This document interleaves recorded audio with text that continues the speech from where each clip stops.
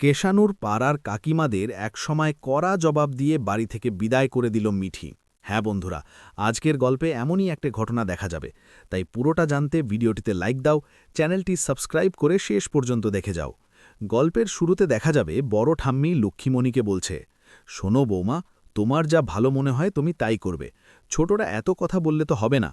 তখন বাদিল একটু হাসতে হাসতে বলে, না আসলে এখন কথার কথা উঠেছে, পরে যখন সত্যি সত্যি বিষয়টা হবে তখন দেখা যাবে। তখন কোমলিনী একটু গম্ভীর হয়ে বলে, কেন পরে কেন? আমি তো আগেই বলেছি, আমরা আইনিভাবে বাচ্চাটাকে আমাদের পরিবারে নিতে চাই, তাকে আমাদের সন্তান হিসেবে বড় করতে চাই। এই কথা শুনে কেশানুর বাবা মা একে অন্যের দিকে তাকায়, আর বড় ঠাম্মি মাথা নেড়ে বলে, হ্যাঁ বৌমা ঠিক বলেছ, যত তাড়াতাড়ি সম্ভব কাজটা শেষ করে ফেলো, নতুনেরও তো একটা ইচ্ছে আছে, আর মানুষ যদি ভালো কাজ করতে চায় তাহলে তাকে থামানোর কি আছে। তখন মিঠি শান্ত গলায় বলে, মা আমি তো প্রথম থেকেই বলছি, তোমরা দুজন মানুষ, তোমাদের নিজের একটা জীবন আছে, তোমরা কি করবে সেটা তোমরাই ঠিক করবে।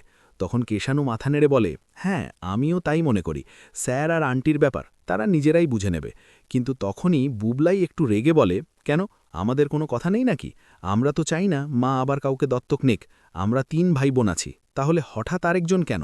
তখন নতুন একটু দীর্ঘশ্বাস ফেলে বলে, তোরা কখনো ভেবেছিস আমি কেমন আছি? মিঠি তো এখন নিজের সংসারে চলে যাচ্ছে, তোরা আমাকে ঠিকমতো বাবাও মানিস না, আমি যদি একটা বাচ্চাকে মানুষ করতে চাই তাতে তোদের এত আপত্তি কেন?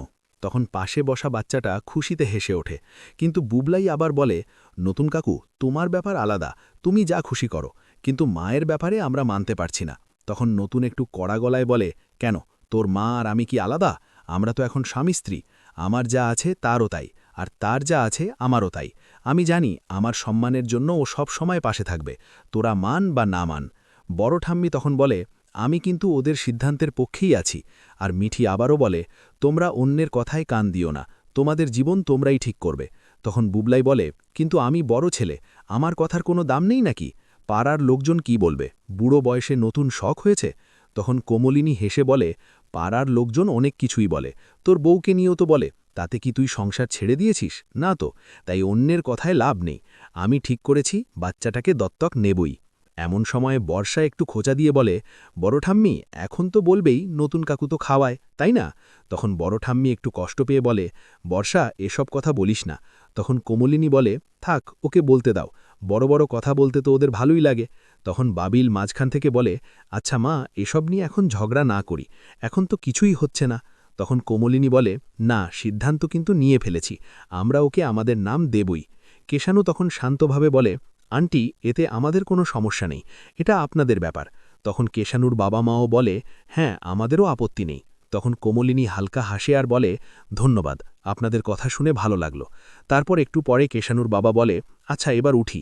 তখন সবাই বিদায় নিয়ে বেরিয়ে যায়, আর কেশানুর বাবা মিঠিকে নিয়ে নিজের বাড়িতে আসে।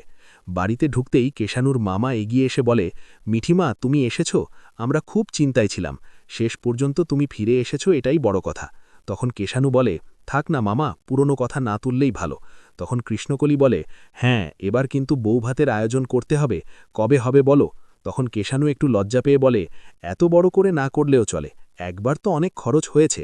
তখন কেশানুর বাবা হেসে বলে, চুপ কর, আমার একমাত্র ছেলের বিয়ে আর ধুমধাম হবে না তা কি হয়? এবার ঠিক মতো বৌভাত হবে। এই সময় হঠাৎ পাড়ার কয়েকজন কাকিমা এসে হাজির হয়ে বলে, ওবা কেশানু বউ নিয়ে চলে এসেছিস? আমরা তো দেখতে এলাম, তোমার মা আমাদের খবর দিয়েছিল তাই চলে এলাম। তখন কেশানু জিজ্ঞেস করে, মা কোথায়? তখন তারা বলে, আসছে, আমরা আগে চলে এলাম। আর মিঠির দিকে তাকিয়ে একজন বলে, তুমি নাকি বড় চাকরি পেয়েছ, তোমার বেতন কত? তখন কেশানুর বাবা একটু অস্বস্তি নিয়ে বলে, এসব জিজ্ঞেস করে কি হবে? তখন মিঠি শান্ত কিন্তু দৃঢ় গলায় বলে, শুনুন আমার চাকরি হয়েছে ঠিক, কিন্তু আমার স্যালারি কত সেটা আমি কাউকেই বলিনি, এমনকি আমার স্বামীকেও না। আপনাদের বলবো কেন বলুন তো? এই প্রশ্ন করার আগে দুবার ভাবা উচিত। কথাটা শুনে কাকিমারা একটু বিরক্ত হয়ে বলে, বাবা কিরে এত জবাব দেয়? আবার শুনেছি তোমার জীবনে বড় একটা দুর্ঘটনাও আছে, তবু কেশানু তোমাকে বিয়ে করেছে। তখন মিঠির চোখে রাগ জ্বলে ওঠে, সে বলে, আমার জীবনে দুর্ঘটনা ঘটেছিল ঠিক, কিন্তু তার জন্য আমি দায়ী ছিলাম না। যদি আপনাদের বাড়ির মেয়ের সঙ্গে এমন কিছু হতো তখনও কি একইভাবে বলতেন? কেশানু তখন হাত জোর করে বলে, কাকিমারা দয়া করে এসব কথা বলবেন না, আমরা শান্তিতে থাকতে চাই। তখনও তারা থামে না, উল্টো বলে, আমরা তো সত্যিই বলছি। তখন মিঠি দৃঢ় গলায় বলে, ঠিক আছে, আমি খারাপ ধরলাম, কিন্তু আপনাদের সন্তানের জীবনে যদি এমন কিছু ঘটে তখনও কি একইভাবে বলবেন? কথা বাড়তেই থাকে। এক কাকিমা ইঙ্গিত করে বাজে কথা বলতেই মিঠি এবার একেবারে স্পষ্টভাবে বলে, আপনারা যদি শুধু অপমান করতে এসে থাকেন তাহলে দয়া করে এখনই এই বাড়ি থেকে চলে যান। আমরা এমন প্রতিবেশী চাই না যারা অন্যের কষ্ট নিয়ে হাসাহাসি করে। এতে তারা আরও রেগে যায়, বলে আমরা বৌভাতে আর আসব না। তখন মিঠি শান্তভাবে বলে, না আসলেও আমাদের অসুবিধা নেই, বরং আমরা চাইও না এমন মানুষ আমাদের অনুষ্ঠানে আসুক। তখন কেশানু বাবার দিকে তাকিয়ে বলে, মিঠি যা বলেছে ঠিকই বলেছে, ওকে অপমান করার দরকার ছিল না। শেষে কেশানুর বাবা বলেন, আচ্ছা এখন তোমরা যাও, পরে কথা হবে। কিন্তু তখনও কাকিমারা রাগ দেখিয়ে বলে, আমরা সব তোমার মাকে বলবো। তখন কেশানু দৃঢ়ভাবে বলে, বলতেই পারেন, কিন্তু এটাও বলবেন যে আপনারা এসে কি কি কথা বলেছেন। অবশেষে পরিস্থিতি গরম হয়ে উঠলে কেশানু নিজেই সবাইকে দরজা পর্যন্ত এগিয়ে দিয়ে বলে, এখন তোমরা যাও, আমাদের শান্তিতে থাকতে দাও। তারপর দরজা বন্ধ হয়ে গেলে বাড়ির সবাই একে অন্যের দিকে তাকিয়ে থাকে, আর মিঠি চুপচাপ দাঁড়িয়ে থাকে। তখন কেশানু মৃদু হেসে বলে, চিন্তা করো না, আমরা একসাথে থাকলে সব ঠিক হয়ে যাবে। তো বন্ধুরা, আজকের পর্ব এখানেই শেষ। কেমন লাগলো অবশ্যই কমেন্ট করে জানাবে। ধন্যবাদ।